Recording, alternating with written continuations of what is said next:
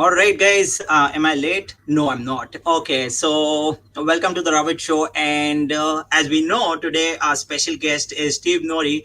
This was much awaited. I was very excited for this backstage. I was just telling Steve about it. But to introduce him, we already know he is the data science head in ACS. He is a HBR advisory board and also started contributing for Forbes. So if you haven't read his articles as of now, please do. But also, just before bringing him in, I would like to tell you all that one question gets a chance to win a free masterclass LinkedIn course by Steve, which is yet to be released and would be announced after the show. So stay tuned, guys, and ask some amazing questions, and also post where are you joining in from, which country, and what do you do. Okay, I'll just get Steve quickly. Hey, Steve, welcome to the Ravit Show. Hi, Ravi. Thanks for having me.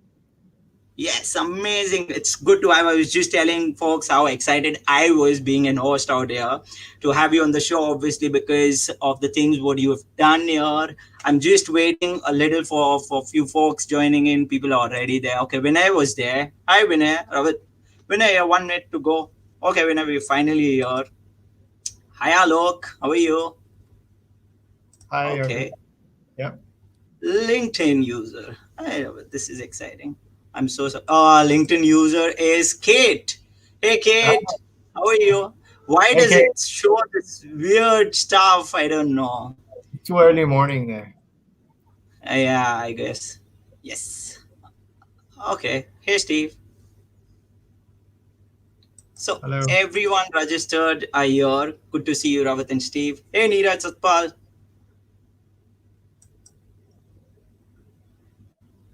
Hi, Naman. Guys, I'm sure you all are ready with some questions for Steve because he's all geared up to answer some amazing questions around personal branding, around data science, around what he's trying to create new stuff for y'all. So it's coming up. It's in the making. I was hearing about everything back there, and I felt so excited about you about it. So I'm sure it will be fun. So yeah, many more there. Hey, Robert, happy to see you hosting the show, man. How about you? Thanks, Rakshit. You have lots of fans and Okay, followers. that's you. Steve, you have them. Privacy setting prevent me from coming up. Okay, Kate, you need to change. Okay, Aldos. Hey, Robert. Aldos. From Zurich. Hi. Hey, Robert, Steve from Raymond Tan, Atlanta. Hey, Raymond. So people are joining all around the world. That's amazing. Thank you for giving resources. So people already know those resources. As I was telling you, it's so amazing the stuff you're sharing on LinkedIn. Those things are so useful because those innovations, those stuff is outstanding, Steve. I guess. Thank Manisha you. Jain. Yeah, so, as I was telling you, that's like I would like to inspire people to get into data science and AI, and I Yeah, try to share as many inspiring and interesting projects I can find around, and some of them shared by my connections and amazing LinkedIn friends. amazing. Exactly. Steve, before we start, how about you introducing yourself? Because I know everyone knows you are there, but then just that formal introduction is would be Yeah, amazing. no, of course. Yeah, so about myself, I started programming about 15 years ago. I was a .NET programmer. I'm super old, um, and and .NET programming was fun back then. Visual Basic, C Sharp, and I was responsible for a couple of projects. Once I was doing an interesting project about hospital information system. Um, I learned a lot about data and how data can be important in the information systems.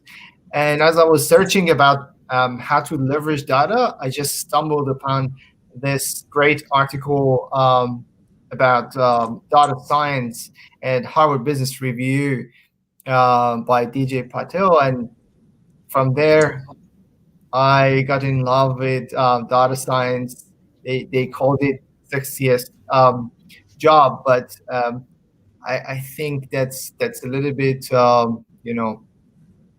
not the most accurate way to describe data science, especially for those who want to do data cleaning. That's a little bit different from what I was expecting. But no matter how you describe it, it was fun joining university, doing my master of data science, and from there, just I was involved with many data science and machine learning projects, um, sharing a lot of stuff on LinkedIn Yeah. about interesting data science and AI, machine learning resources, interesting projects, and recently joined Forbes as a contributor, Yes. publishing a couple of articles, and that's pretty much it. Wow, that's from coding to date, where it's been like a roller coaster journey, because it's something very different from I have heard the stories people getting into data science. This is amazing, super cool. So we have many comments coming in. Hi Steve, hi Ravit, nice to see you here. Thanks Pratap. Okay, amazing. Everyone. Steve, which is the most important, exciting AI project? Okay, so we'll be taking in all the questions. I just have a few questions before we get in. We'll be obviously talking about personal brand a little more, because Steve, you've created that space for yourself into AI and data science. And being a person who's a fan of yours, I actually want to know a lot more about personal branding. And I know we have a limited time and a limited space, but then it's about personal branding, which I think we can explore in this session, and people can have different questions around personal branding, where they can, how important it is to have a personal brand in data science field as well. So yeah. Okay, we have a few more, so I'm just reading. Hi Andrew, hello from London. Ravit and Hi, Steve, great to Andrew. be here. Great figures to be following. Thank you Andrew very much, appreciate. Hi Suzanne. Suzanne is a nice friend. So Hi, Suzanne. everyone's people are joining in. They have, I'm sure there'll be many questions coming in, but before that I'll just take a few questions. What I was wondering was, how about, do you have any suggestions for these data science starters? What is the best thing for them to start off with? How can they look? You have a different story, Steve, obviously, but people who are entering in data science, like obviously it's like the sexiest job in 21st century. So why data science, and how can they best get into it, and what are the things that they need to look at before even thinking of data science? What do you think? Yes, so the easy answer, there's no easy answer for it, but I want to make it easy, all right? So let's say quickly, if you want to jump into data science, start with learning um, a programming language, and I would recommend Python. All right. I know there would be a debate about which one are Python, MATLAB, SAS, and all of these different programming languages out there. I love all of them, and MATLAB is a great um, tool and platform. But I would just suggest let's start with Python. There are lots of cool libraries. It will help you to excel in your career fast. Yes. Um, Learn SQL. SQL is very relevant, or SQL, however you want to pronounce it. Still, it's very, very relevant.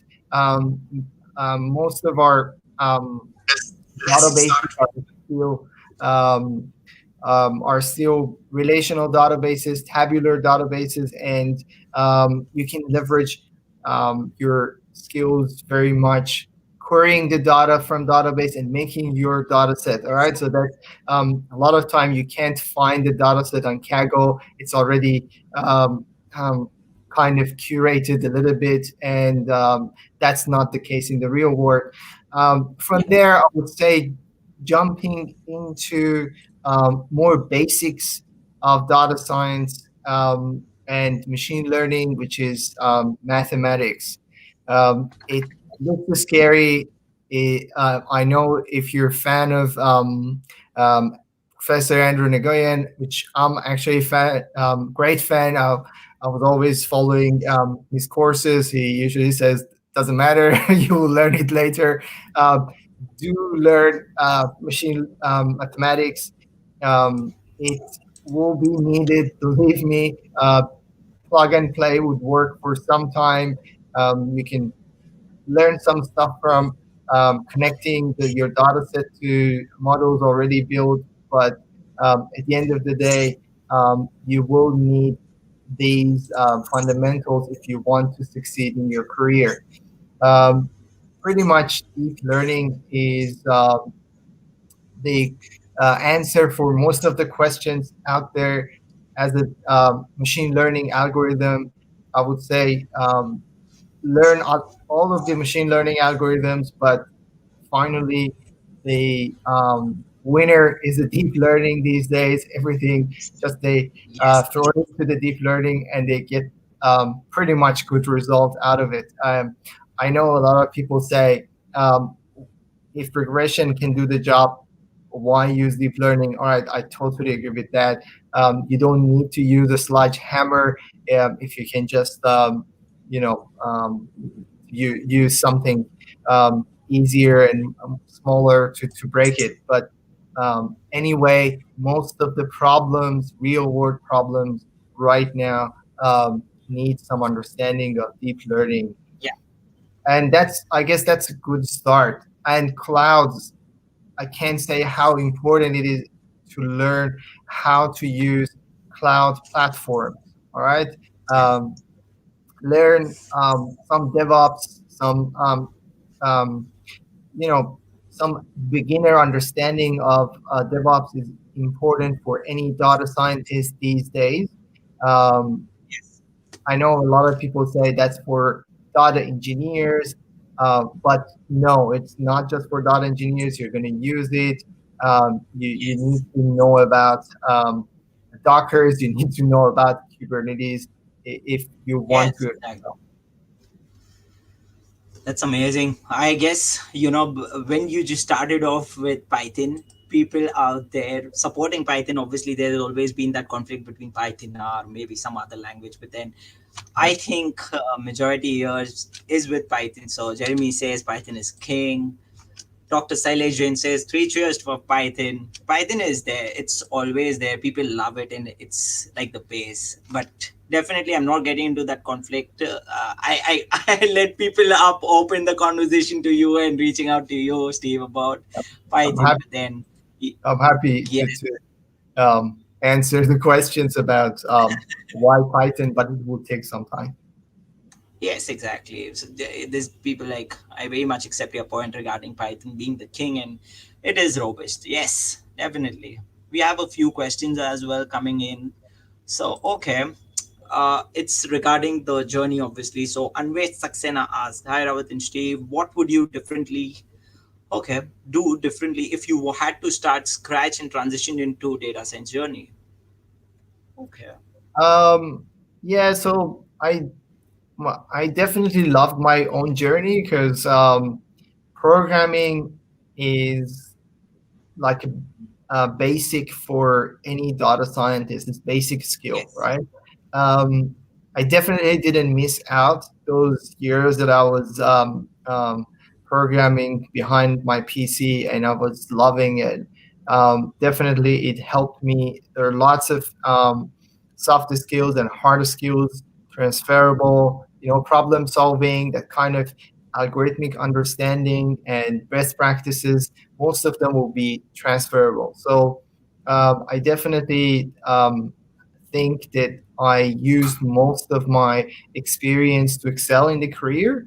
Um, Yes.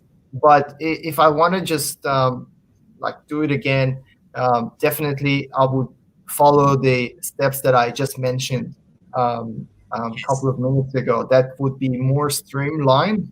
But you never know because um, actually, when you don't follow the streamline straight to your goal, you will explore other opportunities that will give you sometimes upper hand, and you will stand out from the crowd. If you think about it, um, learning Python, great, but if you know Python and R, then that's definitely a Wow. positive skill, right? Um, so I would say just explore a little bit. Don't just follow the straight line to get there, and definitely you would learn a lot of interesting stuff. Working around it. Yeah, definitely. I think it's about not just about Python or not just about R. It's about having as much as you can, learn it, and just go ahead. And there's a win-win for you there. So definitely agree with you. There are many questions coming in, but then before that, I also want to ask you about, you know, uh, we know you've created that brand for yourself on LinkedIn. Obviously, you have almost more than 240K followers on LinkedIn. People are looking at those innovations that you share. How do you actually integrate that with your career, where you think personal branding is also a very important part of data science and in AI career? Because we have been there are many articles, blogs, where I've also read about personal branding is something which is very important when you need to put out something. So how and what do you think about it, Steve? Yeah. So first of all, about my own personal brand, I would love to share resources and interesting AI innovations. All right. This is what I would love to do. This is my passion. I've been doing it for a couple of years already. Um, uh, the story that I started is interesting. I was lecturing at university, and I was getting a lot of Yes. questions from my students about resources, how to learn data science, how to learn Python. And as I was searching internet and finding and sharing these things to my students, back then I wasn't very active on LinkedIn, but I thought, all right, maybe that's a good idea to just share it on LinkedIn as well. Maybe that's not only a question of my um, university students. Maybe someone else around the world might have the similar question, and that kind of started from there. And it kind of, I don't know, for some reason people just seem to enjoy attracting and following and connecting with me. So that was the major kind of uptake. And then from there, when I kind of joined industry and I was more involved with startups, and I was seeing these interesting ideas coming from startups, I thought, all right, maybe I need to also help future entrepreneurs to come up with interesting ideas. So why not sharing interesting ideas and projects with them? So that's majorly my own journey. All right, so that's what I want to do. I'm passionate about, and that's my personal brand. I'm passionate about, and I'm sharing it. There's no fake in it.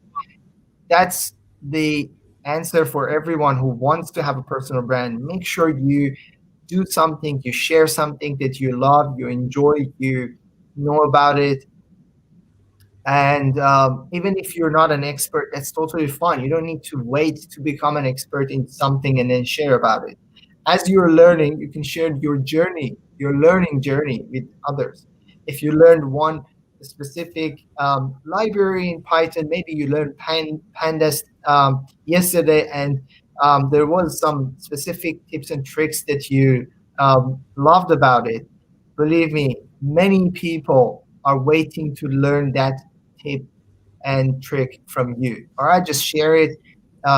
It will organically, um, um, you know, um, be seen and interacted by many people, and that's how you make your personal brand, by giving away something to the community, Yeah, and I it's as simple as that. I think, Steve, it is actually very important in terms of what you're learning and not comparing it with anyone who's at different levels in data science, because everyone's learning at a different pace. People are experienced, people, maybe you are just 1 year experienced, but a guy who's just an intern out there might know more than you. It can be because his learning has been shaping that way, and he has created that for himself. He has learned it through various areas, structures, and it's all different for everyone. But then I think the idea of sharing what you learn is exactly what who you are and what you're putting out to the people and creating a personal brand for yourself. So I completely agree, because from my experience, whatever I do put out there myself, that okay, this is something what I've learned today. If I have maybe a few takeaways from the interview, I might just go and create a small post about it, that okay, Steve in that interview mentioned about this, about data science as a brand or maybe as a career, about certain things, about he likes Python, but then and then also mentions about why not always have Python and R together too. So those things, those areas, I think needs to be explored. And yeah, I agree completely. It's highly important to have your own personal brand as well. Talking about that, we had a question from Chaya and Katuria. How do you see the data science space shaping up in the next 10 years? Okay, that's very futuristic, obviously, because I know you shared some futuristic stuff on LinkedIn, but then, yeah. Um, so we do predict some stuff for the future, but that's 10 years is a little bit too far away.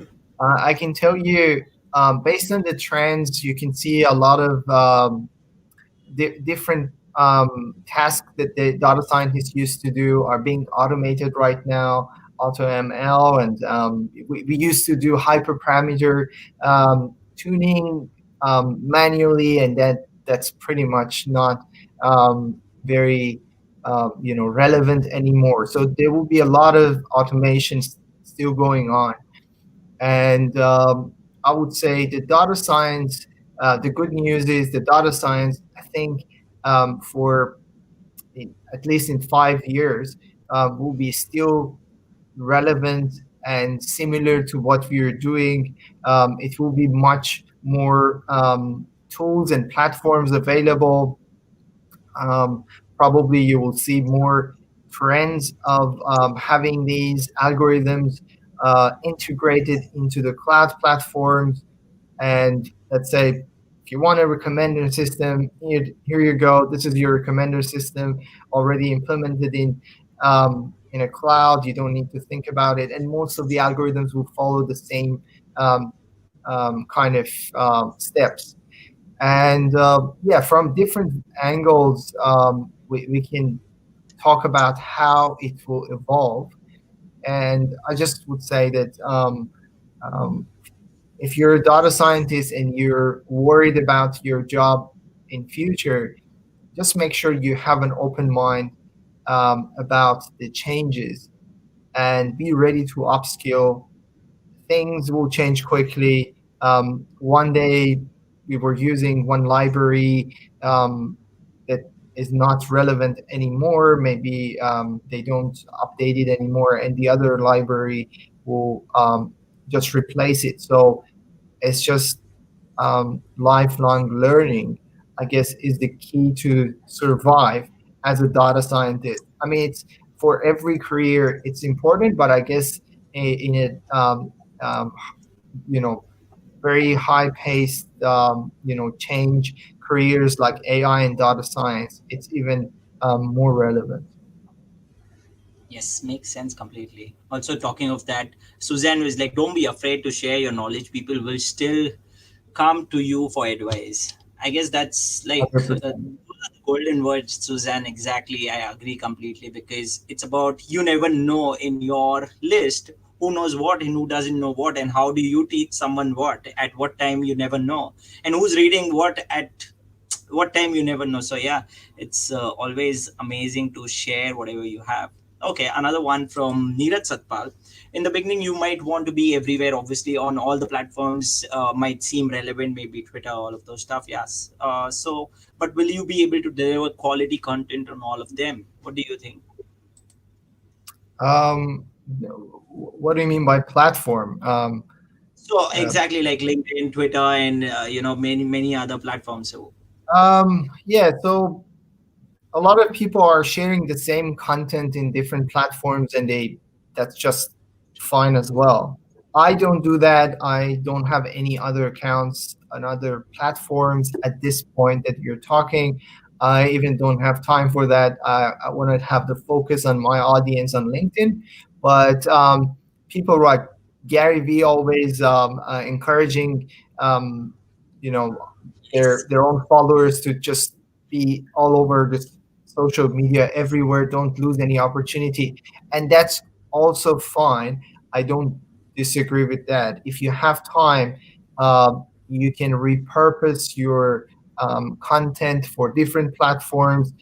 Each platform has a little bit of different audience. They might like the same content differently, kind of being shared.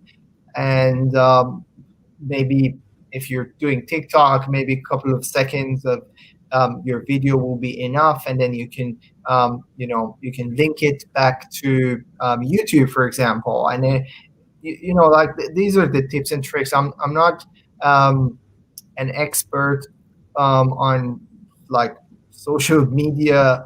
Um, I would like to talk about branding on LinkedIn per se, because I think that LinkedIn has a lot of value for professionals, um, yes. no matter if you're a data scientist, developer, or whatever profession you are. I know that LinkedIn will add value to you. If you ask me if others platform would add value, yes, any platform would have their own audience and will be interesting if you have time and you want to do it in parallel.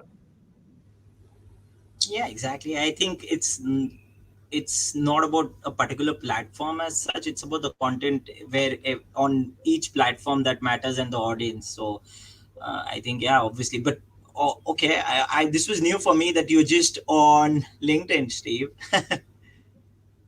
Yeah, no, that's LinkedIn is actually taking a lot of time. I receive around 50 to 100 messages a day, and like you can see that, like, keeping up with the messages and answering and acknowledging them. Sometimes I cannot just go into details, and but still I would like to catch up with the question that I receive, even if it is short one. If I'm referring them to some other resources, that's still fine, but it takes a lot of time. Yeah, exactly. I know because I know when you have a certain following, and the shorter the question, the better it is to just get there and answer quickly, and people can get through. So for everyone out there, if you have small questions, go for it. Don't worry, Steve will surely answer. But I know, Steve, one thing for sure, that you have been the sweetest and the most humble person out there who answers to maximum people out there. I have known, I've heard about it, and I've also seen it myself, where you make sure that it is at least answered whenever the bandwidth you have, you'll do it as soon as possible. So thank you for being that person. Thank you. I'll also have a tip for people who are going to ask questions. Uh, just be Yeah. so straightforward, go to the point, and ask directly Yes. what you want to know, because I sometimes see that people write very, very, very long questions. That's like they want to, for example, ask, "How can I be data scientist?" But then they start by a lot of different details that will make it very difficult for people to catch up and answer. So I would just say, um, if you're sending questions to other um, connections, just be mindful of that, and try to be on the point. Yes, exactly. Just keep it short, keep it straightforward, and that's it. I think everyone likes it that way itself on LinkedIn because it's more like professional. You can't hear out to a lot of many stories, and then you'll be like, oh no. But then coming to that, Steve, I wanted to know a little more about the course that we are also giving away for the question. Any question which we pick for the LinkedIn masterclass. I wanted to know how is it. I've seen one post about it till now. Yes, and you were putting something in there, and we were so curious to know more about it. My guess was it's known as LinkedIn Masterclass. I don't know what it is called, but then I've named it myself that it's LinkedIn Masterclass. So what it is about? Yes, so that's pretty much right. It's going to be about LinkedIn Masterclass, personal branding, and how to leverage LinkedIn in particular to find a job, to showcase your expertise and get connected to other professionals. And so the reason, and I'm putting it out there mostly because right now, uh, because of pandemic and this situation, a lot of people looking for a job and looking for remote jobs. And in order to stand out from the crowd, you need to have a good social media presence. That's just what it is right now. A lot of people will search for you. Um, your resume is pretty much what you have on LinkedIn and other platforms, which I talk about it in my course.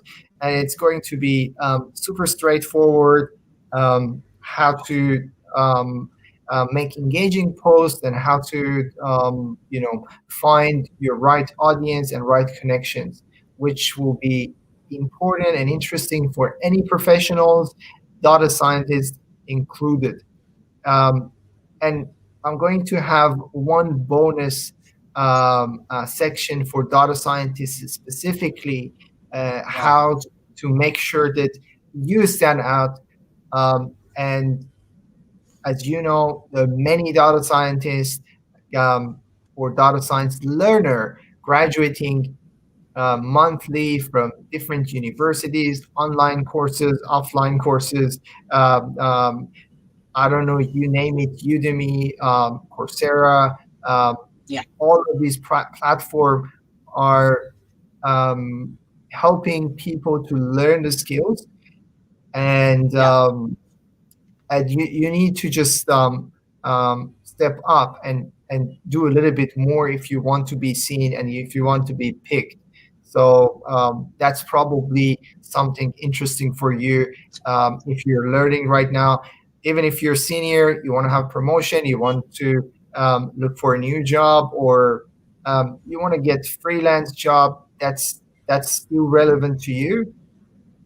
I'm also working on a kind of thought leader masterclass where I will talk more about how to build your network, your audience, and your followers, and how to deliver highest value, most engaging um, posts and materials on LinkedIn, which will be which will come later after this course. The first one will be LinkedIn Masterclass Professionals. It will be ready in December, and we will make it available for people who want to join for beta testing or pre-sales um, very soon. Amazing. Congratulations on that, Steve. We can't wait. Obviously, that is something which is the need of the hour. It is required. We all think we are the masters on LinkedIn, but definitely there's another side to it, which I'm sure you would explore it for us. And we can't wait for that because it's always been that okay, I know everything on LinkedIn, I can get in touch with anyone, or maybe if I need a job, if I need something, I need to highlight myself, I need to make myself brand. So I'm sure that course will cover everything, and looking forward to the December bit. Yes, can't wait to know more about it. But definitely, so when do you plan about the executive masterclass? When is it happening? Is will it be after like 3 4 months Yes, after this? it will be so for executives and thought leaders. We would like to have a little bit different approach, and it will be announced a bit later.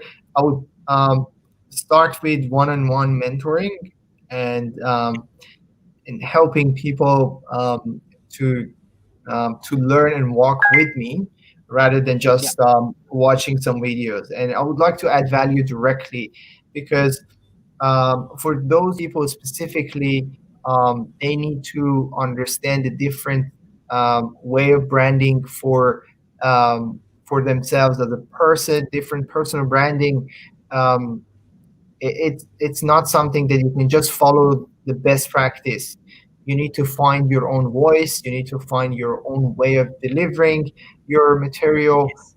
and that needs a little bit of coaching. And I would say the best way is directly working with me one on one to learn more of these complexities.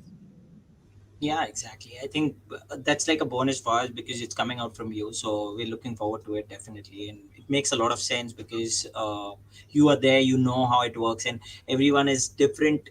And I think that masterclass will actually be a self realization about yourself, where how you can give your own personal touch when you reach out to people or you reach out for a job or something like that. So yeah, completely makes sense. We had an interesting question from, I guess, Manpreet. I'm just looking out for the question. I missed it maybe, but then it was okay about hackathon, Hackmakers.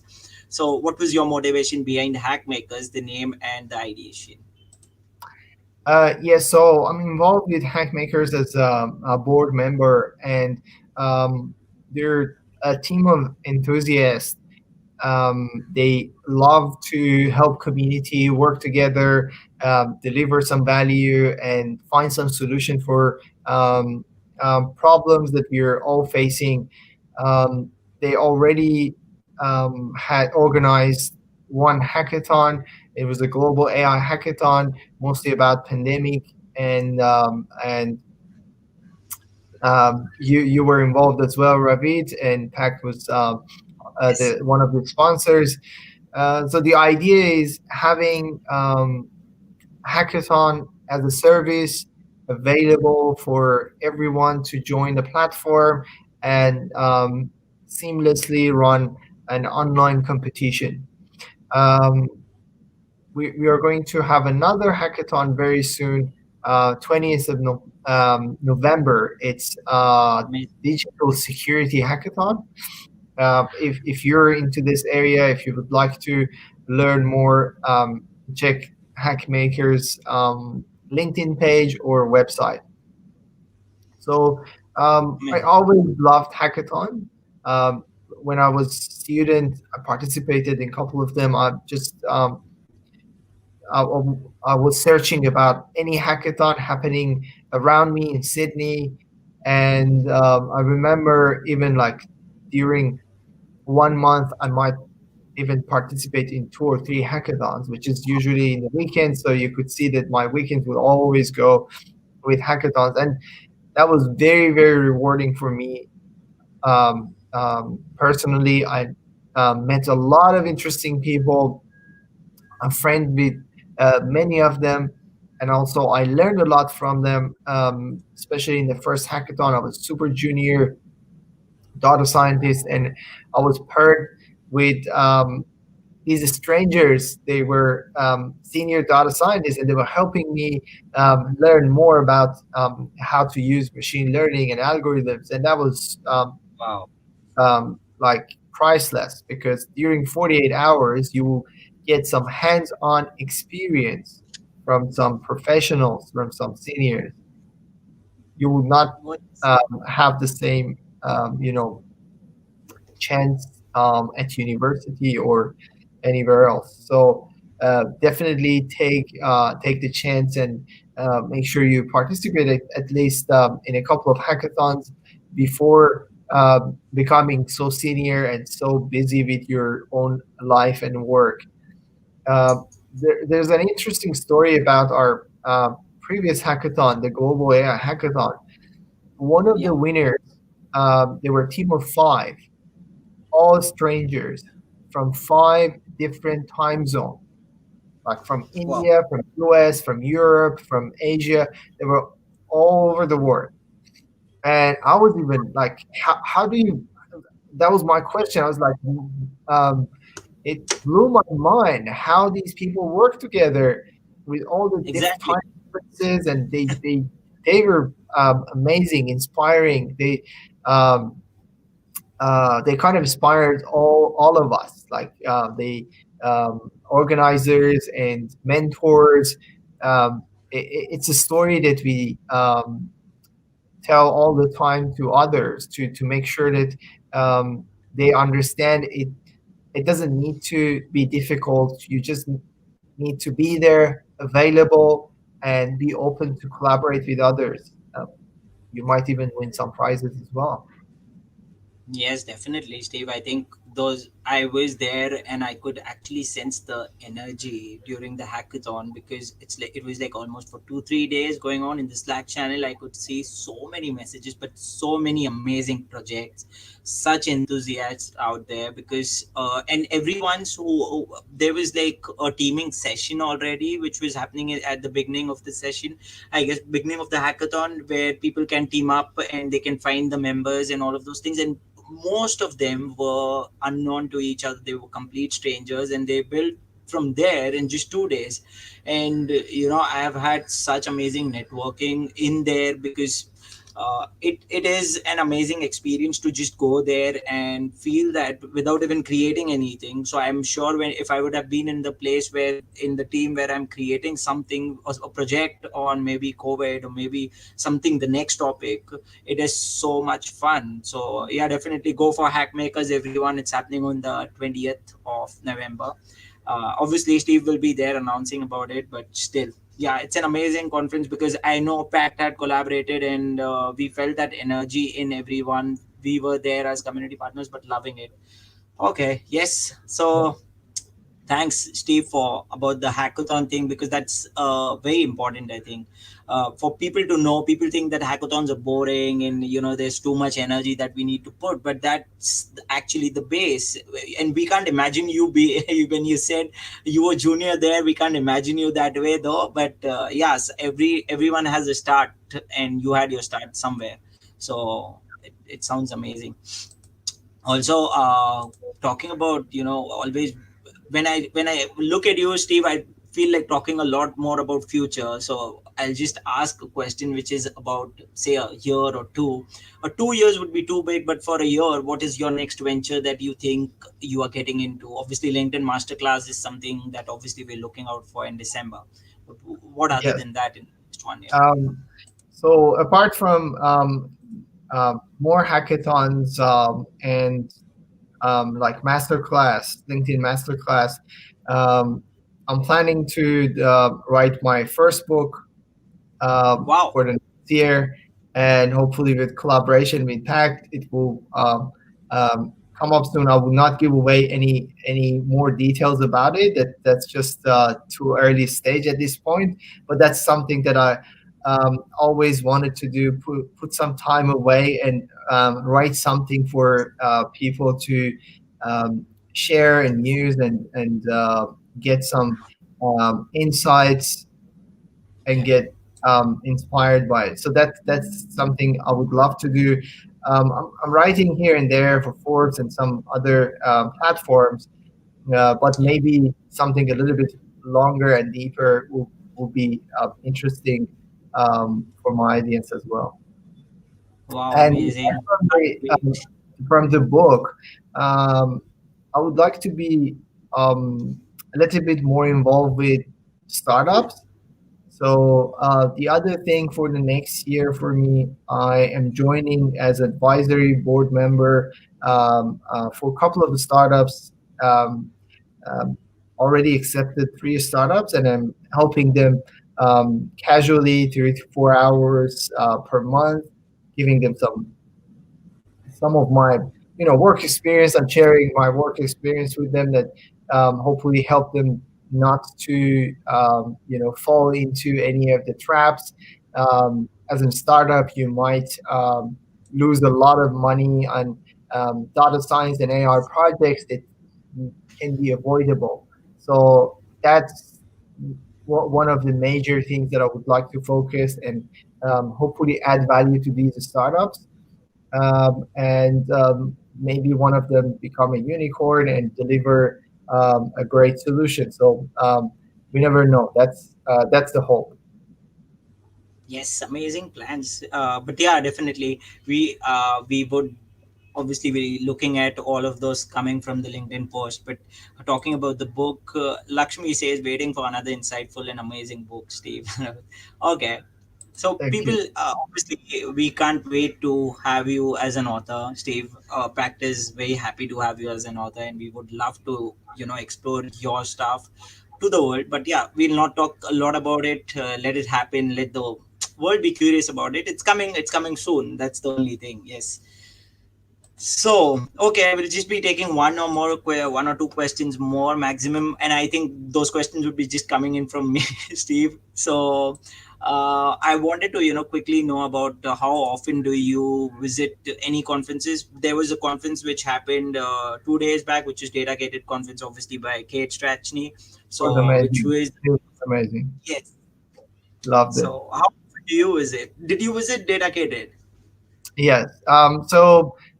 Yes, I watched part of it because the problem for Australia, we are down under. We are kind of in a weird time zone with the rest of the world, and dedicated conference was kind of managed to um, be more convenient for people in US and Europe, which is understandable. Um, and I really love to get involved as a speaker, and we had a chat, but it was like 3 a.m. in the morning, so I had to just um, Yes. watch the recordings, which was amazing. A lot of great speakers. I loved it. So I do enjoy joining conferences as a speaker. Also, I learn a lot from just listening to these speakers, sharing their experience. I think that the last one that I enjoyed a lot was the GTC 20, um, NVIDIA GTC 20. It was amazing. They shared a lot of great um, um, you know their latest innovations, and they had great speakers from different companies, Amazon, Microsoft, that were all involved, and that was really insightful for myself. Yes. And thanks for NVIDIA for the complimentary ticket. They're, Wow. yes, so that was the latest one. But yeah, I'm looking forward to a couple of new conferences. um, I delivered a couple of keynotes this year. I usually would like to, um, participate in person and talk to people, like one on one, and understand their feedbacks. When you deliver some speech, you will see the reactions. But online, it is what it is. We are kind of we have no other options. Um, we need to keep it going. So I still enjoy delivering it on Zoom. It definitely doesn't feel the same now. Yes, I guess everyone's missing that physical conferences out there where face to face is much better. People now, obviously, because it's been almost more than 6 to 7 months in some countries where they're locked down and they're just over the Zoom calls, or maybe everything's working virtually. So people want to actually now meet people and enjoy and talk and all of those social stuff. But then yeah. Yeah. Okay, quickly, just before we wrap up, one question from Ayush Agarwal. As head of data science and AI, what is the best part and most challenging part of the job? So the best part as a manager, um, as a data science manager, is to work with some amazing talent, um, especially the junior and interns. They just joined, they're super excited, they want to kind of change the world, and they want to make some huge impact. So that's always great to see the passion and work with them closely, and kind of inspire them and help them to, be more successful in their journey. So you can see how they evolve during the time that they're working with you, and when they join another company, you can also see the impact of your work as a supervisor and senior. So that's the most interesting part for me. I know the cliche would be like 90% accuracy in your model. That's great, but that's not the most interesting one. Um, and the most challenging part is actually talking and like delivering the good or bad news to the executive stakeholders, the non-technical people, that they might not have understanding of AI or machine learning or data science, and they have kind of different expectations.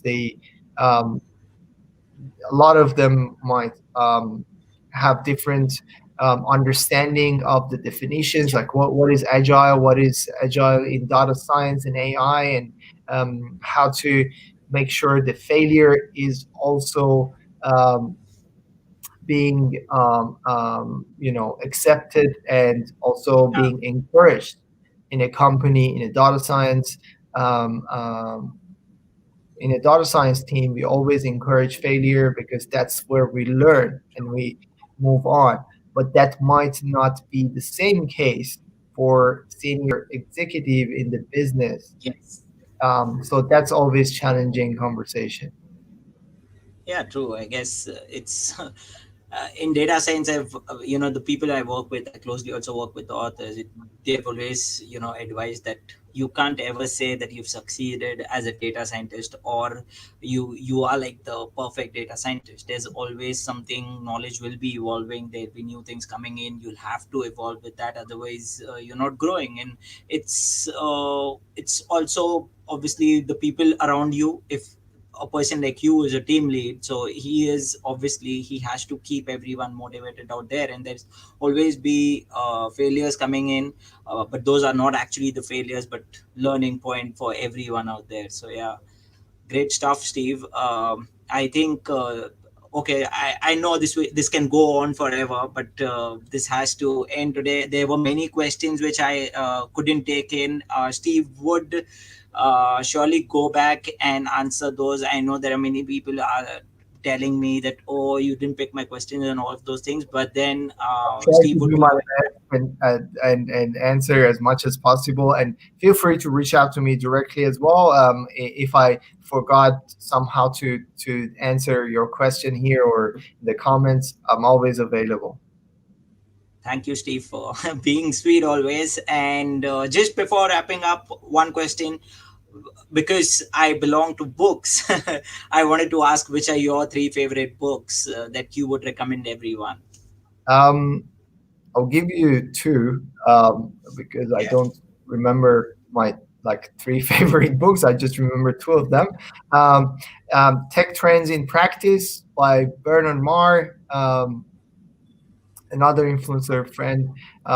He's great, and that's a great book. It talks about the technologies that are driving the industrial revolution, and then data engineering by Andrei Borkov. Send it to me the paperback. It's amazing book. Haven't still haven't finished, but it just shows the structure and the way it was written is super clear and useful for anyone who want to learn data engineering. Okay, amazing, super. And we still have comments coming in about you writing a book, so people can't wait for that too. That is awesome. So I'm looking forward to reading your book. So, all right, Thank thank you. you very much, Steve. This was amazing. Thank you for your time.